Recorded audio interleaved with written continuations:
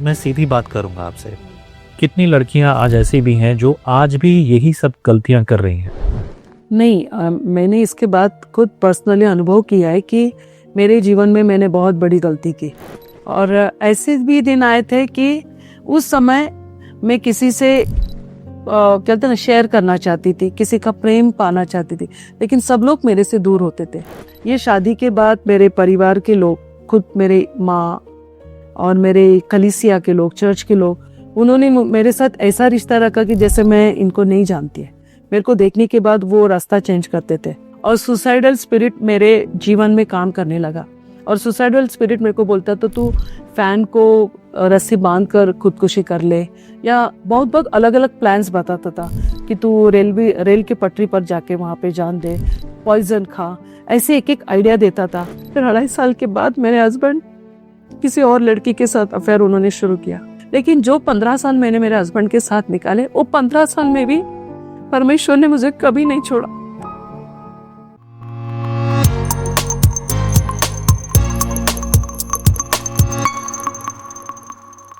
जय मसीह की। स्वागत है आपका एक और बार विजनरी रेडियो टीवी के इस खास प्रोग्राम जिसका नाम है let's talk today. Let's talk today के लिए आज मैं पुणे में हूँ और एक गवाही के साथ साथ एक और बुलाहट। जी हाँ, एक और बुलाहट, वो बुलाहट जो परमेश्वर ने उनको दी है। प्रभु की स्तुति हो, बहुत बहुत शुक्रिया। इस मौके को आपने अपने जीवन के लिए बहुत खास बना के रखा कि आप अपनी गवाही शेयर करें। बहुत से लोग अपनी गवाही को उनके पास प्रभु की ओर से बड़े बड़े अद्भुत कार्य हैं, लेकिन वो कभी शेयर नहीं करते। आपको क्या लगता है और क्या सोचकर आपने कहा कि नहीं, आप आइए प्लीज हमारी गवाही रिकॉर्ड कीजिए? What was that motivation in your life? क्योंकि परमेश्वर ने जीवन में ऐसा कुछ किया है ताकि लोग सुने और उनके भी जीवन में वो परिवर्तन आए और लोग इस गवाही के द्वारा आशीषित हो। और जो कार्य परमेश्वर ने मेरे जीवन में किया है, वो जो इस गवाही को, इस प्रोग्राम को सुनेंगे तो वो उनके भी जीवन में ये कार्य परमेश्वर करने में सामर्थ्य है, ये अनुभव वो कर पाएंगे और उनके विश्वास में वो बढ़ पाएंगे। शुरुआत से आप एक विश्वासी परिवार से, राइट? आपका पूरा परिवार प्रभु यीशु मसीह को जानता था, चर्च जाने वाले लोग, लेकिन आपने अपनी जिंदगी में एक बड़ी गलती कर दी और उस गलती के कारण आपको समस्याओं का सामना करना पड़ा। वर्ड ऑफ गॉड सेज कि मनुष्य अपनी अभिलाषा में पढ़कर परीक्षा में पड़ता है, चाहे हम जानते हो या ना जानते हो, लेकिन गलती की सजा तो भुगतनी पड़ती है। वो एक अलग बात है जो कोई यीशु के पास आए और कहे उससे कि प्रभु मुझे माफ कर, तो यीशु उसके लिए उद्धार के द्वार और माफी के द्वार को खोलता है। पर शुरुआत है, क्योंकि आज ऐसे समय में बहुत सारे लोगों के जीवन में ये बातें हैं। मैं वही पूछूंगा आपसे, आप यीशु को तो नहीं जानते थे, लेकिन यीशु को जानने की शुरुआत और उससे पहले की परिस्थितियां क्या थी? भले मैं मसीह परिवार में पैदा हुई, वहाँ पे बड़ी पली, लेकिन यीशु को अपने क्या बोलते हैं ना, पर्सनल सेवियर, ये रूप में मैंने उसे अच्छी तरह से या करीब से मैंने नहीं जाना था। बस इतना ही मैं जानती थी, एक मसीह परिवार में होने के कारण, संडे स्कूल में जाने के कारण, या चर्च में जो कुछ कानों तक आता था कि हमारे यहाँ बाइबल में परमेश्वर का वचन है, आज्ञा है कि हमें मूर्ति पूजा नहीं करना है और हमारा एक ही परमेश्वर है और उसका नाम है यीशु मसीह, और हमें यीशु मसीह की भी कोई मूर्ति पूजा नहीं करनी है, उसी का प्रसाद नहीं खाना है, उसके सामने हमें नमन नहीं करना है, हाथ नहीं जोड़ना है, ना किसी के पैर छूना है। ये सब मालूम था और वो हिसाब से मैं क्या बोलते हैं ना, उतना ही ज्ञान, एक उम्र के हिसाब से, क्या अनुभव के हिसाब से मेरे पास उतना ही था। लेकिन मैं यीशु को पर्सनली इतनी अच्छी तरह से नहीं जानती थी और इसलिए मेरे जीवन में ऐसी गलती हो गई। और मेरा उसके पीछे भी सोचने का एक ऐसा ढंग था कि ये दो जो मेरे परिवार के लोग हैं ससुराल के, एक मेरी सास और एक मेरे हस्बैंड, वो आराम से इजीली परमेश्वर के पास आएंगे और जीवित परमेश्वर को जानेंगे, और एक मेरा परिवार भी एक मसीह परिवार होगा। लेकिन परमेश्वर का वचन कहता है कि हम किसी का उद्धार नहीं कर सकते। बहुत अच्छा। और जब मैंने उस वचन को जाना और एक सिस्टर के द्वारा परमेश्वर ने उसका प्रकाशन, रेवलेशन मुझे दिखाया कि हम किसी का उद्धार नहीं कर सकते, चाहे वो हमारा पति हो, चाहे हमारी पत्नी हो, या कोई भी हो, हम किसी का उद्धार नहीं कर सकते। हम किसी को सुसमाचार बता सकते हैं, हम किसी के लिए प्रार्थना कर सकते हैं, लेकिन विश्वास करना वो सामने वाले इंसान पर निर्भर होता है। ये वचन को समझने में कितने साल लग गए आपको? ऐसे कहेंगे तो मुझे 5-6 साल तो गए। 5-6 साल लगे। यस। आपके विश्वास में आने से पहले, आपकी शादी से पहले, और आपके परिवार के कौन कौन व्यक्ति थे जो प्रभु में आपको लगता है कि आपके नज़र से वो मजबूत थे, जिनका जीवन और जिनका व्यवहार आत्मिक रीति से अच्छा था, वो कलीसिया में और प्रभु के साथ अच्छे थे? वो मेरे पहले पिता थे, मेरे डैडी थे, जो प्रभु का भय मानते थे, प्रभु के मार्ग पे चलते थे, बहुत परमेश्वर के सामने फेथफुल थे और परमेश्वर का भय मानते थे और किसी के सामने झुकना नहीं था उनका। और मन में ये नहीं था किसी के बारे में खिलाफ, किसी बुराई नहीं थी। एकदम सीधा साधा इंसान का जीवन एक प्रभु के वचन को समझते हुए उन्होंने इस पृथ्वी पे जिया है। और वो एक मेरे सामने एक बड़े हीरो थे। उनका जीवन में जब देखती थी, किसी के साथ झगड़ा नहीं करना, किसी की बुराई नहीं करना, सबके साथ शांति में, हंसी मजाक में, प्रेम से रहना, मेल मिलाप में उनका बहुत आपकी शादी के पक्ष में थे, खिलाफ में थे? पहले तो खिलाफ ही थे, लेकिन बाद में उन्हें पता चला कि ये शादी हो गई है, तो फिर उन्होंने लगा कि ठीक है, अभी इसको निभाना है। बहुत सिंपल और सीधी बात। मैं सीधी बात करूंगा आपसे। कितनी लड़कियां आज ऐसी भी हैं जो आज भी यही सब गलतियां कर रही हैं? उन्हें लगता है कि वो ठीक कर रही हैं, वो यही सोचती हैं, जैसे कि अभी आपने कहा कि मैं विश्वास में हूँ कि मेरे बाद में जो मेरा हस्बैंड है उसका परिवार भी विश्वास में आ जाएगा और हमारी ज़िंदगी ऐसे चलेगी, वैसे चलेगी, हम ऐसे करेंगे, हम ये जाएंगे, वो होगा, सब अच्छा लग रहा है, लड़के के घर वाले उसे अच्छा स्वीकार कर रहे हैं। बहुत सारी चीज़ें वो अपने आप को जानबूझकर धोखा दे रहे होते हैं और उन्हें लगता है कि सब कुछ ठीक है। क्या आपको लगता है ऐसा जो मैं आपसे कह रहा हूँ ये सही है या फिर ये सिर्फ मेरी सोच है?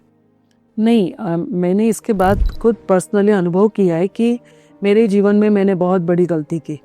और जब मुझे पता चला और परमेश्वर ने मेरे साथ ऐसे समय में, जब मेरी शादी हो गई, तो एक बहुत मुझे ऐसा धक्का मिला, यानी बहुत मैं शॉक हो गई या मैं हर्ट हो गई, ये बोल सकती हूँ कि ये शादी के बाद मेरे परिवार के लोग, खुद मेरे माँ और मेरे कलीसिया के लोग, चर्च के लोग, उन्होंने मेरे साथ ऐसा रिश्ता रखा कि जैसे मैं इनको नहीं जानती है।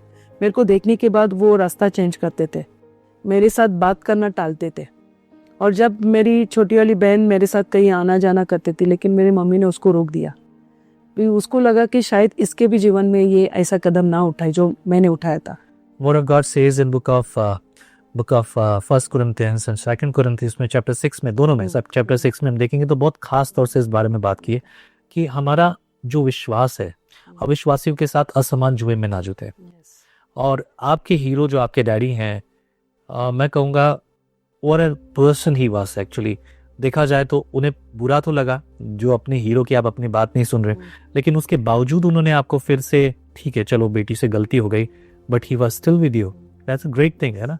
फिर आप एक अविश्वासी के साथ शादी करते हैं, तो फिर क्या वो जो सब कुछ सोचा था आपने, वो सब कुछ आपको मिला? नहीं, क्योंकि उसके पहले की सोच अलग थी और जब असलियत में हम उतरते हैं ना, तो असली रंग पता चलता है। और तब परमेश्वर ने मेरी गलती दिखाई, लेकिन उसी में भी बोलते रहे सब लोग ने हाथ छोड़ दिया, लेकिन परमेश्वर ने मेरा हाथ कभी नहीं छोड़ा। Praise the Lord। और ऐसे भी दिन आए थे कि उस समय मैं किसी से कहते ना शेयर करना चाहती थी, किसी का प्रेम पाना चाहती थी, लेकिन सब लोग मेरे से दूर होते थे। और उसी में ऐसा हो रहा था कि मुझे 4.5 साल के बाद बेटी हो गई और उसी समय घर पे बहुत क्लैशेस होते थे। सास की इच्छा थी कि मैं सब मूर्ति पूजा करूं, हमारे रिवाज के हिसाब से इसने चलना चाहिए, इसने रहना चाहिए, और वो मुझसे नहीं होता था क्योंकि ये हमारे घर में नहीं होता है, हमारे कलीसिया में नहीं ऐसे सिखाया जाता है। और मुझे ये सब करना बहुत बहुत दिक्कत होती थी, क्या करूं प्रभु। और इसी में मेरे शादी के 5 साल गए और हम लोग बहुत चाहते थे मीन्स मेरे सोसाइटी में कि जोड़ी जो नई शादी होने के बाद जोड़ी से पूजा को बैठते हैं, तो हमारे सोसाइटी में बहुत जन लोगों ने बताया कि तुम भी पूजा में बैठो। और बोले नहीं, मैं मेरे हस्बैंड को बोलती थी कि मैं ये नहीं कर सकती हूँ। तो हम लोग ने 5 साल तक टालने के बाद भी फिर उन्होंने बोला कि सोसाइटी वाले बोले 5 साल हम लोग देख रहे हैं, आप टालते जा रहे हो, अभी तुमको बैठना ही है। और जिस दिन उन्होंने मेरे को बताया कि तुमको पूजा में बैठना पड़ेगा, तो मुझे बहुत रात भर नींद नहीं, पूरा एसिडिटी से जलन, बहुत तकलीफ हो रही थी। और दूसरे दिन मैंने प्रभु इसमें से कुछ तो रास्ता निकालो, और प्रभु मुझे उस दिन दूसरे दिन मुझे पूजा में बैठना पड़ा। और मुझे इतना तकलीफ हो गई जिस दिन पूजा हो गई और मेरे हस्बैंड बोल रहे थे तेरे को कुछ नहीं, पूजा कुछ नहीं करना है, सिर्फ तुझे मेरा हाथ पकड़ना है। मैं बोला उसका मतलब क्या होता है? मैंने आपका हाथ पकड़ा है, आप जो कर रहे हो उसमें मैं सहभागी हूँ, मैं आपकी पार्टनरशिप में हूँ, तो ये मुझे नहीं हो रहा है करके। तो बोले नहीं, अभी इतने 5 साल थे तो हमने टाला है। और उसको पता था कि मैं ये मूर्ति पूजा पे विश्वास नहीं करती, हमारे परमेश्वर को नहीं चलता है। लेकिन आखिर में वो दिन आया और ये हो गया। जिस दिन पूजा हो गई उस दिन रात को हम लोग सोए, मेरे को रात भर नींद, और सुबह में उठने जा रही है तो मेरे पैर में ताकत ही नहीं, उठ ही नहीं पा रहे थे। और मैं वहीं पे बेड पे बैठे बैठे रोने लगी और मैं मेरे आदमी को कोसने लगे, देख मैंने कहा था मुझे ये नहीं होगा, हमारे परमेश्वर को ये नहीं चलता है, ये तूने मुझे क्या करने के लिए कहा, देख मेरे पैर में ताकत नहीं है, जान नहीं है, अभी मैं कैसे चल पाऊँ। और उनको लग रहा होगा आप झूठ बोल रहे हो। उन्होंने देखा, फिर वो मेरे पैर को मसलने लगे, क्या क्या करने, लेकिन नहीं हो रहा था। और फिर मैंने प्रभु से क्षमा मांगी। उसके पहले भी जैसे मुझे पता चला तो मैं प्रभु से क्षमा मांगी, प्रभु मैं इसमें क्या करूं, आप मुझे राह दिखाओ, मैं ये नहीं करना चाहती हूँ, मैं जानती हूँ, मैं हृदय से कहती हूँ कि तू ही मेरा परमेश्वर है। भले कल मैं उनके सामने मूर्ति के सामने पूजा, लेकिन मेरा परमेश्वर केवल तू है। आमीन। और ये मैं हमेशा मन में बोलती थी और उनको भी पता था, मेरे हस्बैंड को भी पता था ये सब ऊपर से दिखावा है। और उसने भी मेरे को बताया कि ये सब सोसाइटी को खुश करने के लिए हमें करना है। मुझे पता है तू क्रिश्चियन लड़की है, तू चर्च जाने वाली है, वचन पढ़ने वाली है, लेकिन ये सिर्फ हम लोग को सोसाइटी के लिए करना है। और वो किया। फिर उसके बाद मैंने डिसीजन लिया इसके बाद कि आर या पार, अब मैं अगर आपको साथ रहना है तो ये सब मैं कुछ नहीं करूँगी, मुझे कभी करने के लिए फोर्स भी ना करना। इवन मैंने सास को भी बता दिया, मुझे आपको रखना है तो रखो, अदरवाइज मैं ये सब कुछ नहीं करने वाली। मैंने स्ट्रेट फॉरवर्ड बता दिया। बहुत बड़ा स्टेटमेंट था। हाँ, और मैंने प्रभु से माफ़ी मांगी। और जब मैंने ऐसी शादी की तो पहले परमेश्वर से मैंने गिड़गिड़ा के क्षमा मांगी। उसके बाद मैंने मेरे मम्मी पापा के पास गई, उनके भी मैंने पैर को छू के क्षमा मांगी। बहुत रोई मैं, मेरे पापा के आंसू रुक नहीं रहे थे। उन्हें कभी ऐसा नहीं लगा था कि मेरी बेटी कभी ऐसा कदम उठाएगी, लेकिन मेरे से हो गई। लेकिन जो 15 साल मैंने मेरे हस्बैंड के साथ निकाले, वो 15 साल में भी परमेश्वर ने मुझे कभी नहीं छोड़ा, प्रेज़ द लॉर्ड, कभी नहीं त्यागा। और कुछ साल बाद जब मेरी बेटी हो गई, उसके 2.5 साल के बाद हमारे घर पे ये मैंने सब बंद किया। फिर 2.5 साल के बाद मेरे हस्बैंड किसी और लड़की के साथ अफेयर उन्होंने शुरू किया, क्योंकि मैं यहाँ से मानना सब बंद किया। और मेरी सास घर पे आने के बाद बोलती थी, आज इसने ये नहीं किया, इसने पूजा नहीं किया, आज इसने कोई बुजुर्ग आए तो उनके पैर को नहीं छुआ, इसने नमन नहीं किया, ये नहीं किया। तो वो सुन के तंग आ गया। और वो बार बार मुझे समझाता, तू मेरे माँ को खुश करने के लिए कर, मेरे माँ को खुश करने के लिए कर, मुझे पता है ये सब। और फिर मैं बोला मैं ये नहीं कर सकती हूँ, अभी मैं एक ही बाजू पे खड़ी होकर कर सकती हूँ। और फिर उन्होंने बोला कि अब मैं क्या कर सकता हूँ, अगर मेरे को दूसरा भाई होता तो हम तेरे को लेके मैं अलग रह सकता था, मैं भी अकेला हूँ और मेरी माँ चाहती है, वो कुछ गलत नहीं है। अभी वो उसकी तरफ से सही थी, मैं मेरी तरफ से सही थी, ऐसा मुझे लग रहा था। और फिर उनका बाहर अफेयर शुरू हो गया। फिर जो लड़की के साथ उनको शादी करनी थी वो घर पे आने लगी, मेरे बेटी ने भी देखा। और फिर मेरे मन में शैतान डालने लगा, तेरा जीने का, तेरे को इस धरती पे कोई हक नहीं है, तुझसे कोई प्रेम। यस। और सुसाइडल स्पिरिट मेरे जीवन में काम करने लगा। और सुसाइडल स्पिरिट मेरे को बोलता तो तू फैन को रस्सी बांध कर खुदकुशी कर ले, या बहुत बहुत अलग अलग प्लान्स बताता था कि तू रेल की पटरी पर जाके वहाँ पे जान दे, पॉइजन खा, ऐसे एक आइडिया देता था। और उसी समय में भी मेरे घर पे बाइबल पढ़ने को मुझे परमिशन नहीं थी, प्रार्थना करने की परमिशन नहीं थी, मेरे बेटी को चर्च लेके जाने की परमिशन नहीं थी। ऐसे स्थिति में भी मेरा हस्बैंड मेरे को चुपके से संडे चर्च भी भेजता था। क्या बात है। हाँ, और इसको लेके जाने की मुझे परमिशन नहीं थी। तो फिर मैं इसको लेके गार्डन बैठते थे और इसको खिलाने के बहाने मैं संडे स्कूल के सॉन्ग्स और परमेश्वर के वचन हम दोनों ने मिलके याद किए। मैं उसकी संडे स्कूल टीचर बन गई और मैंने उसको उसी उम्र से 2.5 साल के ऊपर से मैंने उसको प्रभु के वचन में बढ़ाया। घर से विरोध था, घर पे पता नहीं था, लेकिन कभी कभी मैं जिद करके उसको लेके जाती थी। फिर आने के बाद बहुत बड़ा घर पे हंगामा हो जाता था कि तू उसको क्यों लेके गए, तू तेरे को नहीं मानना है तो ठीक है, उसको क्यों ये कर रही है। और बहुत एक बड़ी ऐसी टेस्टिमोनी हो गई। मेरे सास ने इसके गले में एक बार गणपति का फोटो, एक बार साईं बाबा का फोटो और एक बार स्वामी समर्थ का फोटो, ऐसा फोटो डाल के ऐसा काला धागा डाला था। एक्चुअली मेरे पे वो डालना चाहते थे, लेकिन मैंने साफ इनकार कर दिया था। और जब इन्होंने देखा कि इस पे डाला तो फिर मेरे को बहुत बुरा लगा। मैंने प्रार्थना किया और सुबह स्नान करके वो बाहर देते, मैं ऐसा हाथ में पकड़ के प्रभु को धन्यवाद देते। मैं बोला प्रभु इसके गले में कुछ भी हो, लेकिन तू बड़ा सामर्थ्य बन। मैंने इसको देखा भी नहीं था। जब मैं प्रेग्नेंट थी तभी मैंने परमेश्वर से प्रार्थना की थी, क्योंकि 4.5 साल के बाद मैं प्रेग्नेंट थी और 2-2.5 महीने के बाद कंफर्म हो गया। तब मेरे हस्बैंड बोले कि तुझे एबॉर्शन करना है, हमें बच्चा नहीं चाहिए, अभी हम फाइनेंशियली स्ट्रांग नहीं है और अभी नहीं चाहिए अपने को, तो तू अगर नेकलेस चाहती है तो मैं तुझे नेकलेस दिला दूंगा, लेकिन ये एबॉर्शन होना चाहिए। तो मैंने कहा मुझे नेकलेस नहीं चाहिए, मुझे एबॉर्शन नहीं चाहिए और मैं एबॉर्शन नहीं करूंगी एनी कंडीशन। और मेरे सास ने ये होने के पहले, मैं प्रेग्नेंट रहने के पहले, मेरे शादी के 2.5 साल के बाद मुझे कहा अगर तू प्रेग्नेंट नहीं रही या तुझे बच्चा नहीं होगा तो मैं मेरे बेटे की दूसरी शादी कर दूंगी। और ये जब बात मैंने मेरे हस्बैंड से कही तो मेरे हस्बैंड बोले तू मम्मी के बात पे ध्यान मत दे, मैं ऐसा कुछ नहीं करने वाला। और लेकिन मेरे मन में वो बात छुभी और मुझे पसंद नहीं आई। और जब मेरी बेटी हो गई तो मैंने पेट में थी तभी मैंने प्रभु से धन्यवाद दिया, क्योंकि मैं प्रार्थना कर करके प्रभु से मांग रही थी।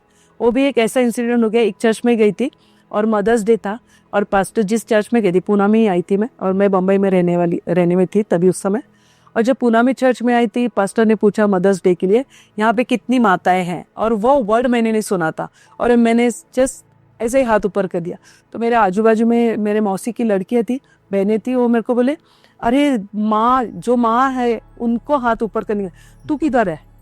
और मेरे शादी को तो अभी 2.5-3 साल हो गए थे और मैंने हाथ नीचे कर दिया, लेकिन प्रभु ने देख लिया था। और उसके बाद 1.5 साल में मैं प्रेग्नेंट रह गई। और जब मेरे हस्बैंड ने बोला कि तुझे एबॉर्शन करना पड़ेगा, मैं नहीं करूँगी। और जब बेटी हो गई, मेरे को बेटी होने के पहले मेरे हस्बैंड ने बताया था अगर तुझे लड़का हो गया तो मैं तुझे हॉस्पिटल में हमेशा देखने आऊँगा, क्योंकि मुझे लड़का चाहिए। मैं बोला तू एजुकेटेड होकर भी ऐसे बात करता है, लड़का होना है लड़की होना मेरे हाथ की बात नहीं है, ये तू भी जानता है। तो बोले मुझे वो पता नहीं, भले मैं एजुकेटेड हूँ लेकिन इस बात पे मैं एग्री नहीं हो रहा हूँ। तो फिर लड़की हो गई, बहुत बुरा हो गया, मीन्स बहुत दुखी हो गया, वो सैड हो गया। और इसका बर्थडे है 31 दिसंबर और उस दिन बहुत हमारे सोसाइटी में बहुत सब लोग एंजॉय करते हैं और पार्टी वगैरह होती है। और उस दिन उसको शाम को पता चला कि तुझे बेटी हो गई, तो उसका पूरा मूड ऑफ हो गया। बेटी देखने को आने को तैयार नहीं था, लेकिन मेरे सास ने उसको फोर्सफुली हॉस्पिटल में देखने को लेके आए। तो वो मैं एक जगह पे और वो वार्ड के एकदम कोने में वहाँ खड़ा था, जैसा किसी पराये के बच्चे को देखने आया है। फिर मेरे सास ने उसको बुलाया, मतलब देख तुझे बेटी हो गई, देख तेरे जैसे दिखती है ऐसे वैसे। तो भी वो खुश नहीं था।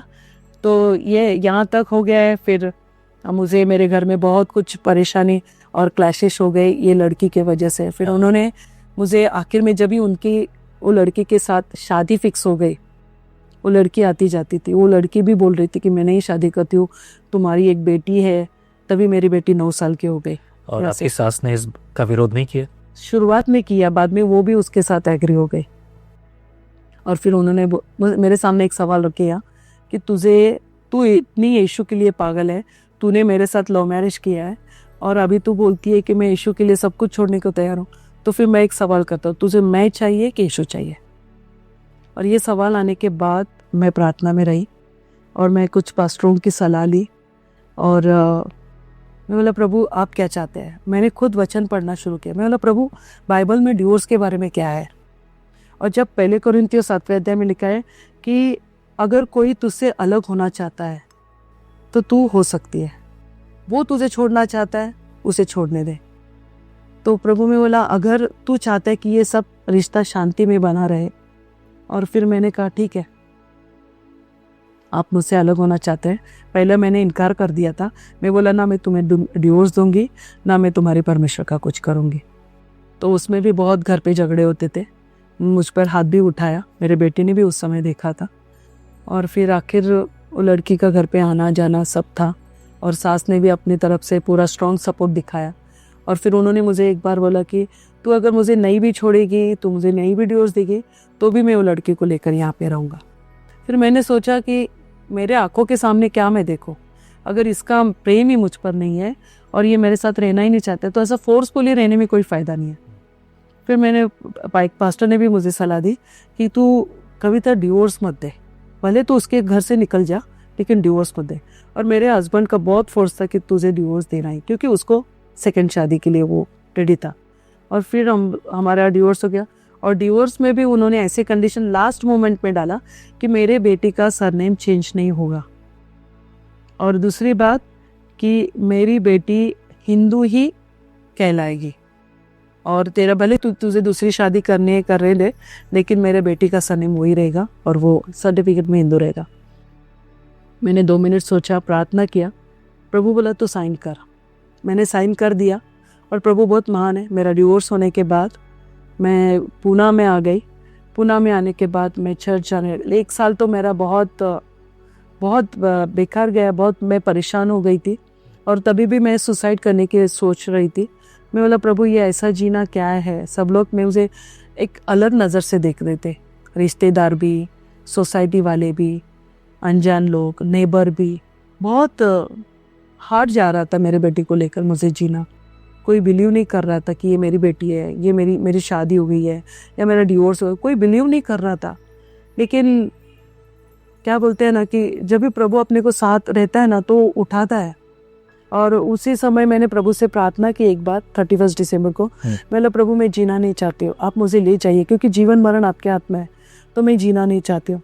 और तभी उस 31 दिसंबर को पास्टर के वचन के द्वारा प्रभु ने मेरे हृदय से बात की। और प्रभु ने बताया कि तेरा जीवन आज किसी के काम का नहीं होगा, लेकिन मेरे काम का है। Amen. और जब मुझे पता चला कि प्रभु मेरी कितनी परवाह करता है, प्रभु मुझे सचमुच कितना प्रेम करता है, क्यों ना मैं परमेश्वर के लिए जीऊं। Amen. और मैंने फिर से अपना नया जीवन नए रीति से जीने के लिए, उसकी इच्छा के अनुसार जीने के लिए मैंने अपना जीवन फिर से परमेश्वर के साथ मैंने समर्पित किया, डेडिकेट कर दिया कि प्रभु आज के बाद मेरा जीवन ये तेरा है, तू जैसा चाहता है मेरे जीवन में तू कर सकता है। मेरा जीवन क्योंकि तूने मोल लेकर मुझे खरीदा है, मैं तेरी और तू मेरा है। और एक सवाल अक्सर आपके मन में ज़रूर आया होगा, मैं वो सवाल आपको याद दिलाना चाहता, मेरे साथ ही क्यों घटा ये? कभी इसका जवाब मिला आपको? उसका सवाल ऐसा मैंने कभी नहीं किया, लेकिन मुझे एक पता चला कि परमेश्वर की मेरे लिए योजना अलग थी। उस योजना को टालकर मैंने अपनी इच्छा की मनमानी की, और इसलिए मुझे ये सब भुगतना पड़ा।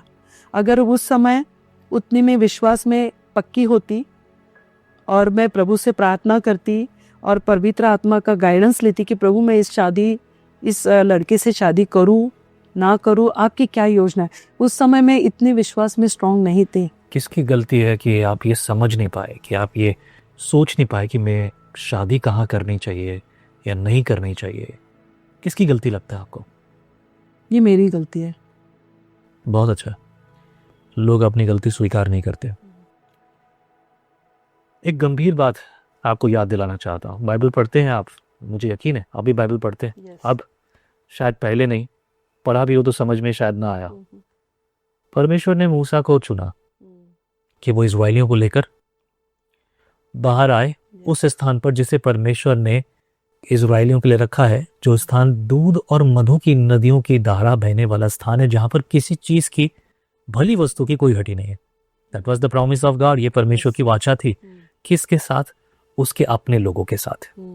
लेकिन अब यहाँ पर एक प्रॉब्लम होती है। प्रॉब्लम क्या है कि लोगों ने अपनी अभिलाषा के अनुसार परमेश्वर के विरुद्ध कुड़कुड़ाना शुरू कर दिया। क्या तू हमें यहाँ मरने के लिए लाया है? परमेश्वर के सेवक के विरुद्ध, परमेश्वर के कार्य के विरुद्ध, परमेश्वर की योजना के विरुद्ध, और परमेश्वर की सुरक्षा जो उनके साथ थी उसे देखते हुए भी वो कुड़कुड़ाए। yes. एक कुड़कुड़ाहट उनको 40 दिन का सफर 40 साल में बदल देती है। न जाने कितना कुछ खो दिया उन्होंने। कोई पहुंचा नहीं उस स्थान पर जो स्थान परमेश्वर ने रखा था, सिर्फ उनकी संतान।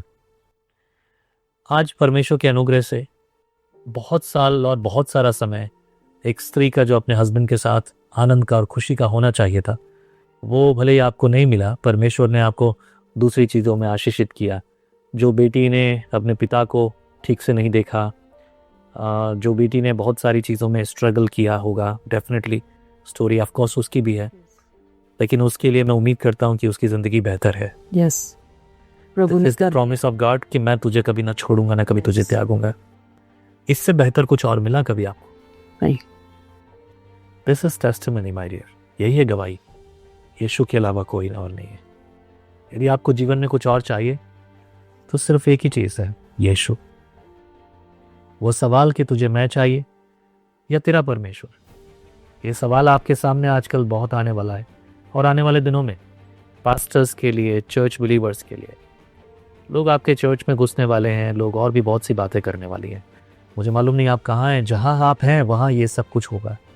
तब यही सवाल आपके सामने होगा। जो कविता ने इतने साल पहले इस सवाल का जवाब दिया है, शायद अब वो मौका अब आपके लिए है। ये गवाही नहीं है, ये प्रेरणा है।